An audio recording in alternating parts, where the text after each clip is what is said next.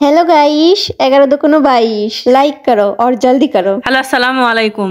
নতুন একটি উল্টাপাল্টা ভিডিওতে আপনাদের স্বাগতম। আজকে আমরা করেছি ফেলে দেওয়া জিনিসের মাখা। বলুন তো সেটা কি?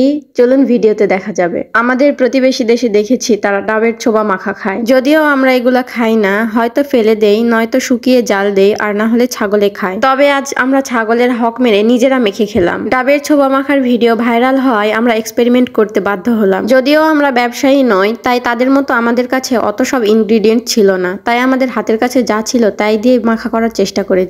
তো ডাব গাছ থেকে একটি ডাব আম্মুকে বলে পারিয়ে নিয়ে আম্মুকে বলেছিলাম ডাবগুলো কেটে দিতে। তাই আম্মু আগে ডাব থেকে ডাবের পানি বের করে নিল। তারপর দুভাগ হয়ে যাওয়া ডাবগুলো লম্বালম্বি করে কেটে দুপাশে শক্ত আবরণগুলো ফেলে দিয়ে ভালো করে পানি দিয়ে পরিষ্কার করে সাইজ অনুযায়ী ছোট ছোট করে কেটে নিল। কাজটা এতটাও সহজ ছিল না। আমি তো বড় আম্মুকে কাটতে না দিয়ে নিজে কেটেছি। ভেবেছিলাম ভেতরের অংশ নরম হবে, কিন্তু কাটতে গিয়ে বুঝলাম কতটা শক্ত। আর শক্ত হবেই না বা কেন, এটা তো সম্পূর্ণ ছোবা, যা শুকিয়ে গেলে খড়ি হয়। আমরা তো প্রথমবারের মতো ট্রাই করছি, তাই অল্প একটুই নেব। যদি খাওয়া না যায় তাহলে তো সম্পূর্ণটাই ফেলে দিতে হবে। সবগুলো কাটা হয়ে গেলে থুকথুকিতে দিয়ে সময় নিয়ে ছোবাগুলো ভালো করে থেতো করে একদম ফাঁসা ফাঁসা করে ফেলেছি, যাতে ভেতরে কোনো গোটা না থাকে।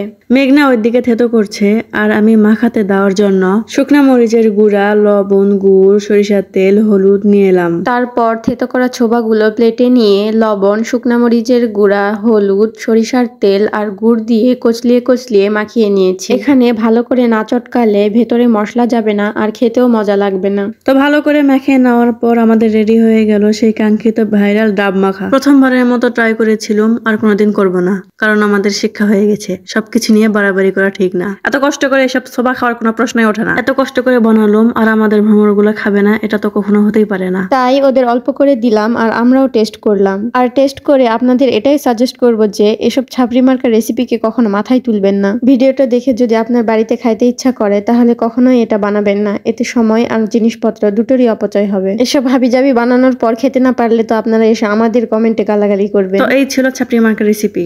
ভিডিওটি ভালো লাগলে লাইক, কমেন্ট আর শেয়ার করবেন, আর না লাগলেও করবেন। আর যদি না করেন তাহলে আমরা আপনার বাড়িতে গিয়ে আপনার ঘাড় মটকে আসবো, কারণ আমরা সন্তানের মেয়ে। আর কি, এখন ঘুমান।